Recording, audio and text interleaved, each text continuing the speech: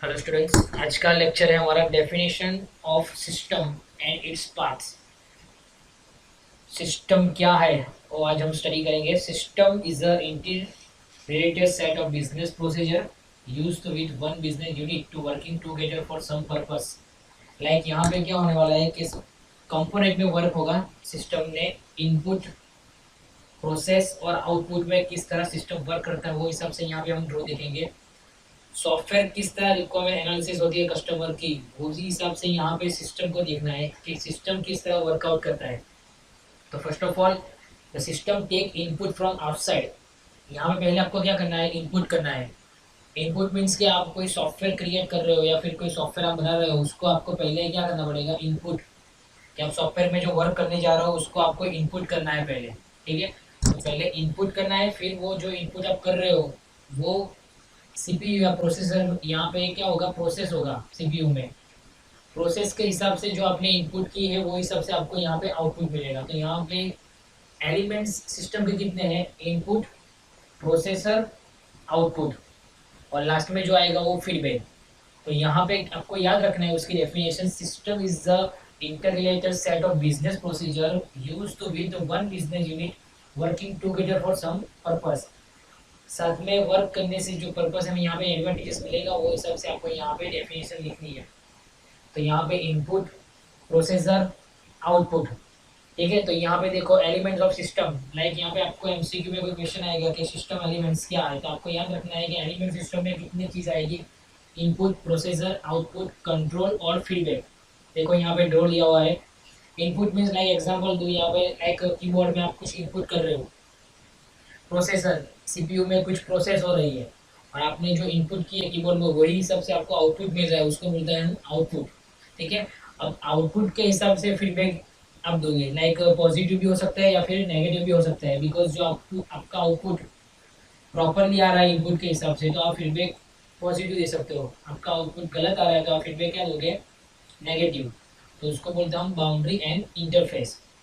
ठीक है, ये पूरा का पूरा स्ट्रक्चर जो है उसको बोलते हैं एनवायरमेंट। तो एलिमेंट्स ऑफ सिस्टम, एग्जाम में कोई क्वेश्चन आए एलिमेंट ऑफ सिस्टम, तो आपको ये चीज़ आपको ड्रॉ याद रखनी है कि उस हिसाब से वो यहाँ पे सिस्टम वर्कआउट करता है। ठीक है, अब यहाँ पे सम कंपोनेंट्स है, इंटरनेट कंपोनेंट, बाउंड्री, ये सब चीज़ है जो उसका मीनिंग क्या है वो आपको मैं दिखा दूँ।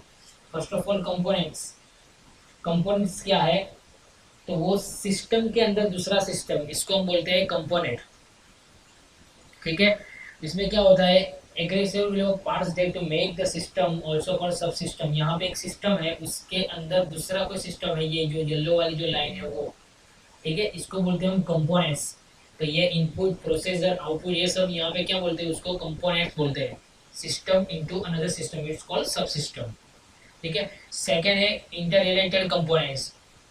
Dependence of one part of the system more other system. एक से ज़्यादा सिस्टम यहाँ पे डिपेंडेंस होते हैं, एक के ऊपर एक जो पार्ट्स डिपेंड है उसको बोलते हैं इंटर रिलेटेड कंपोनेंट्स। यहाँ पे जो फर्स्ट जो है पार्ट्स, बाउंड्री है, इंटरफेस, उसके अंदर जो दूसरा पार्ट्स है उसको बोलते हैं इंटर रिलेटेड कंपोनेंट्स। ठीक है, third one is boundary. Boundary means क्या, कि जो आपका आउटपुट है, जो आपका आउटपुट के हिसाब से जो इंटरफेस हमको दे रहा है उसको बोलते हैं बाउंड्री एंड इंटरफेस। जो आपने इनपुट की है वो हिसाब से यहाँ पे आपको आउटपुट मिल रहा है। The line that mark the inside outside of the system, the set of the system from the environment। यहाँ पे जो आप लाइन यहाँ पे ड्रॉ हुई है इनसाइड और आउटसाइड, जो बाहर है वो आउटसाइड, वो जो अंदर है वो इनसाइड, उसको क्या बोलते हैं, बाउंड्री। के वही हिसाब से उसको वर्क करना है। ठीक है, fourth one is purpose. Purpose क्या है कि overall goal of function of the system. आपका गोल क्या है, आप कोई भी सिस्टम यहाँ पे इनपुट कर रहे हो, प्रोसेस कर रहे हो, तो उसका कोई कुछ ना कुछ तो गोल होगा कि आपको क्या उसके हिसाब से आपको आउटपुट मिलना चाहिए। तो आपको जो यहाँ पे गोल आप डिफाइन कर रहे हो सिस्टम में उसको बोलते हैं पर्पस। ठीक है, fifth is environment. Everything external system that interact with the system. यहाँ पे एवरीथिंग एक्सटर्नल सिस्टम है जो इंटरेक्ट हो रही है सिस्टम के साथ। कंट्रोल, फीडबैक, जो यहाँ पे येलो लाइन है, यहाँ पे येलो ड्रॉ है, उसके साथ इंटरेक्ट हो रहा है, वो सब यहाँ पे क्या बोलते हैं उसको, एनवायरमेंट। ठीक है, ये देखो लाइन जो पूरी है वो बाउंड्री इंटरफेस एनवायरनमेंट की लाइन जो पूरी है उसको बोलते हैं हम एनवायरनमेंट। फिर इंटरफेस क्या है, point to contact word system means the environment, sub system with the each other. यहाँ पे क्या है, पॉइंट सिस्टम के हिसाब से यहाँ पे जो पॉइंट टू पॉइंट जो वर्कआउट हो रहा है उसको बोलते हैं हम interfaces. Constraint limit of what system can accomplish, यहाँ पे लिमिटेशन है सिस्टम की कि जो हिसाब से यहाँ पे सिस्टम की लिमिटेशन से वही हिसाब से सिस्टम को वर्क करना है। ठीक है, उसको बोलते हैं कंस्ट्रेंट। फिर इनपुट तो आपको पता ही है कि information enter the system for the processing, कुछ प्रोसेसिंग करने के लिए सिस्टम में हमको जो इनपुट करते हैं इंफॉर्मेशन उसको क्या बोलते हैं, इनपुट। ठीक है, आउटपुट किसको बोलते हैं, जो इनपुट हमने यूजर से इनपुट किया है उसके हिसाब से हमको जो सिस्टम गेट होगा output, system is get to the output जो हेल्पफुल है उसको बोलते हैं हम आउटकम द प्रोसेसिंग। तो प्रोसेसिंग से वहां से हमारे पास जो आउटपुट आ रहा है फाइनल इनपुट की तरह उसको बोलते हैं आउटपुट। ठीक है, तो आपको एलिमेंट्स याद रखने के लिए पहले क्या रखना है, इनपुट, प्रोसेसर, आउटपुट, फीडबैक और कंट्रोलर। फिर उसके पार्ट्स जो है वो क्या क्या वर्क कर रहा है वो आपको याद रखना है, component, interrelated components, boundaries, purpose, environments, interfaces, constraints, input, output, ये सब चीज़ आपको याद रखनी है कि किस हिसाब से सिस्टम वर्कआउट कर रहा है। ठीक है, अब है उसके characteristics of types, characteristics and उसके टाइप सिस्टम के क्या क्या है। तो फर्स्ट ऑफ ऑल कैरेक्टरिस्टिक दे देते हैं, उसमें फर्स्ट है organization. Organization mean structure and order. Example, hierarchical organization is a company. Computer system organized of various components like input device, output device, CPU, storage device. Okay, organization means क्या है कि आप कोई कंपनी यहाँ पे organise कर रहे हो, हायरार्ची कर दो, उसके हिसाब से आपको कंप्यूटर सिस्टम होनी चाहिए। तो कंप्यूटर सिस्टम में सम कंपोनेंट होते हैं like input device, output device, mouse, keyboard, CPU, storage device, hard disk, RAM, ये सब चीज़ की जरूरत पड़ेगी, तो इसको बोलते हैं ऑर्गेनाइजेशन। ठीक है, तो कैरेक्टरिस्टिक्स ऑफ सिस्टम में फर्स्ट है हमारा ऑर्गेनाइजेशन। फिर सेकंड क्या है, इंटरेक्शन। इंटरेक्शन मीन्स क्या, बिटवीन सब सिस्टम और components. Example, the main memory hold the data has to operate by the ALU. यहाँ पे जो हमारे पास मेन मेमोरी होती है जो डेटा को होल्ड यहाँ पे होता है ऑपरेट करने के लिए, तो इस सब चीज़ को हम बोलते हैं इंटरेक्शन। ठीक है, मेमोरी।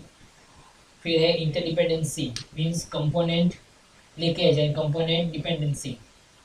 यहाँ पे जितने भी वर्क हमने यहाँ पे डेटा एंटर किया है, इम्प्लीमेंट करना हो डेटा को, यहाँ पे स्टोरेज करना हो, तो ये सब चीज़ यहाँ पे कंपोनेंट डिपेंडेंसी में आएगी। इंटीग्रेशन में क्या है कि how to sub system are try to together achieve the system objective. यहाँ पे सिस्टम किस तरह अचीव होगा ऑब्जेक्टिव सब सिस्टम में, इसको बोलते हैं इंटीग्रेशन।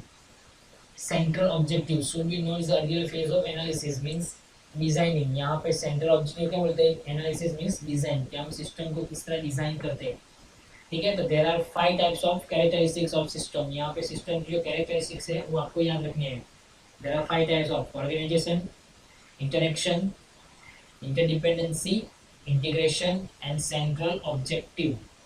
ये 5 टाइप्स है जो सिस्टम के आपको याद रखने हैं कि किस तरह यहाँ पे वर्कआउट होगा सिस्टम में।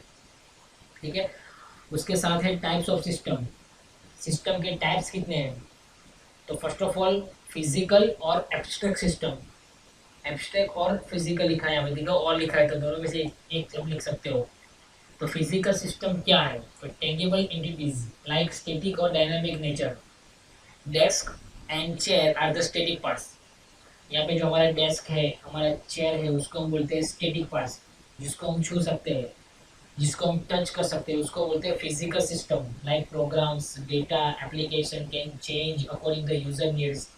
यूज़र की जो रिक्वायरमेंट है उस इसके हिसाब से आप एप्लीकेशन को चेंज कर रहे हो, उसके डेटा, उसके प्रोग्राम्स, इसको बोलते हैं हम फिजिकल सिस्टम।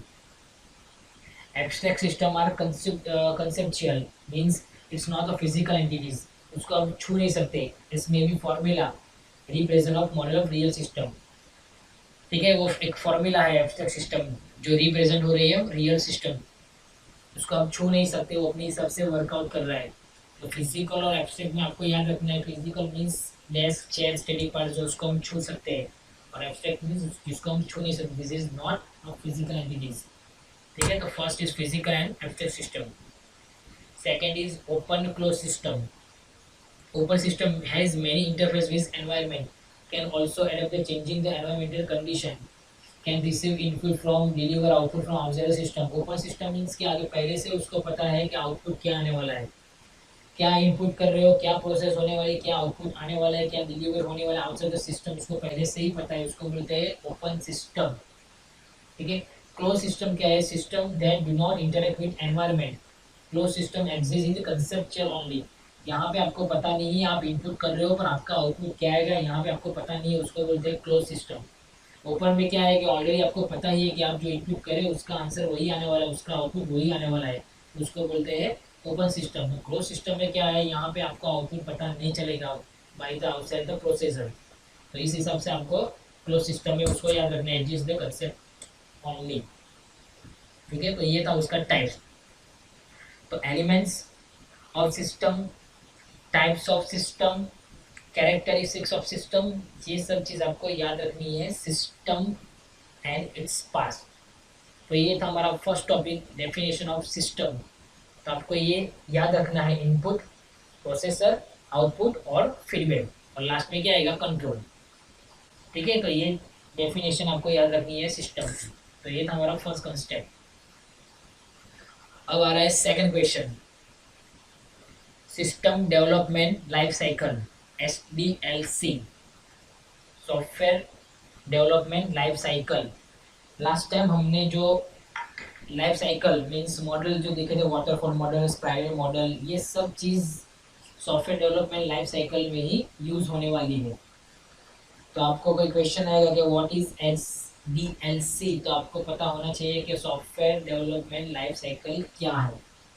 ओके। तो फर्स्ट उसमें यहाँ पे है what is SDLC and why we need them, how to select the right SDLC। ये हमारा एजेंडा है आज का। ठीक है।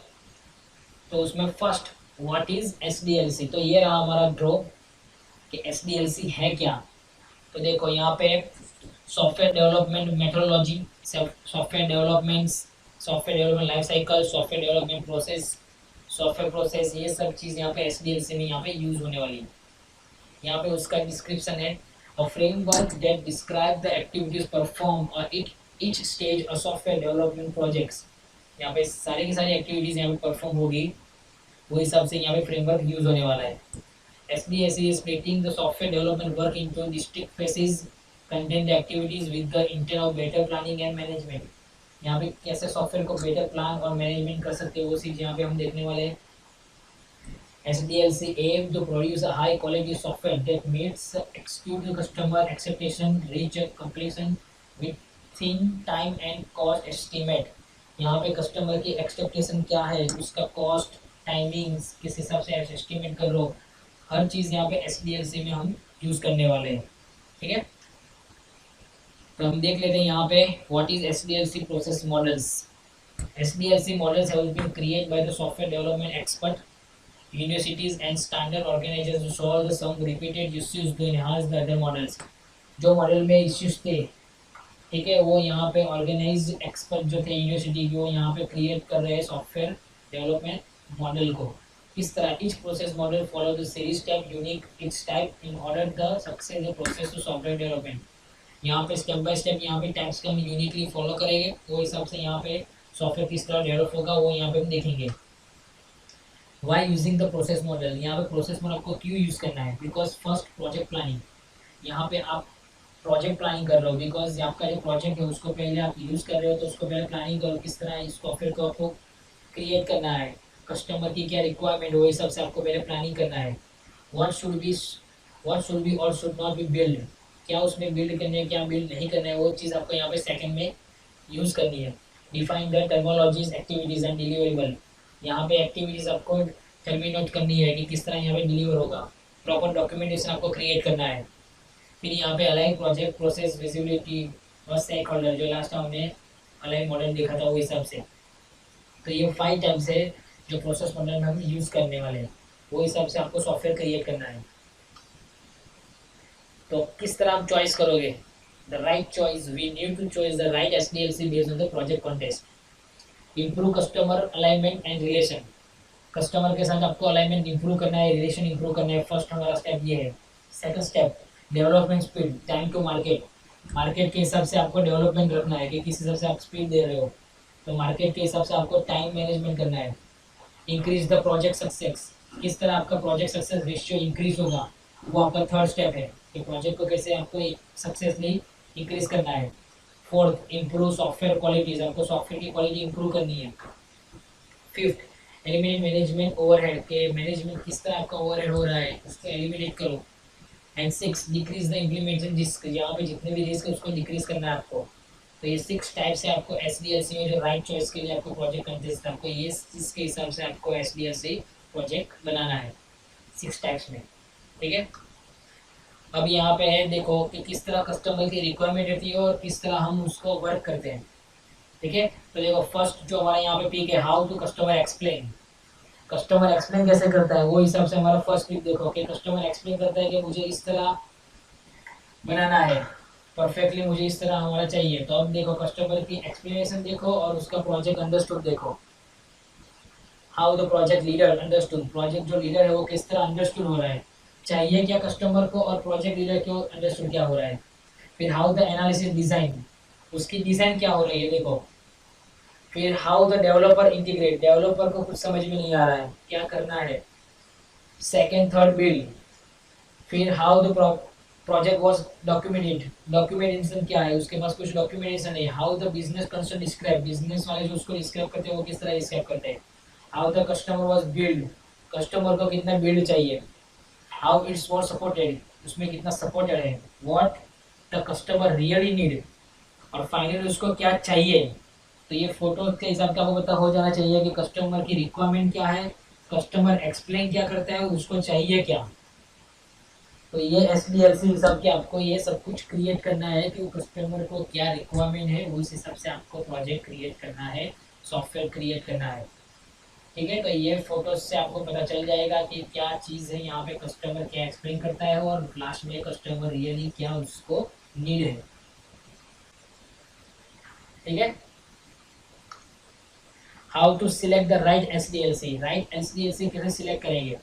तो learn about the S D L C model, पहले उस मॉडल जितने भी एस डी एल सी है उसको पहले लर्न करो। लाइक कितने मॉडल है, वाटरफॉल मॉडल जो लास्ट हमने लेक्चर में देखा था, वो model, prior model, align model, ये सब पहले लर्न करो। Assess the need of stakeholder and define the criteria, ये 3 स्टेप में आपको S D L C provide करना है। तो फर्स्ट ऑफ ऑल आपको मॉडल्स लर्न करने हैं, तो कितने मॉडल्स है, some common model available in S D L C like waterfall model, V shaped model, prototype model, spiral model, interactive model, extended programming, align development model. ठीक है, तो ये सब मॉडल आपको पहले लर्न करना है, उसके बाद ही आपको S D L C find करना है। ठीक है, तो इसमें से हम वाटरफॉल मॉडल और ये सब चीज़ हमने यहाँ पे आगे वाले लेक्चर में देख लिया था। ठीक है, तो ये सब चीज़ आपको पता होनी चाहिए। तो ये था हमारा कंसेप्ट आज का, सॉफ्टवेयर डेवलपमेंट लाइफ साइकिल। तो फर्स्ट जो क्वेश्चन था वो था सिस्टम कंसेप्ट में, उसमें एलिमेंट्स, कैरेक्टरिस्टिक्स और उसके टाइप्स। और सेकंड क्वेश्चन हमारा है सॉफ्टवेयर डेवलपमेंट लाइफ साइकिल। तो ये 2 कंसेप्ट आपको याद रखने हैं। ओके।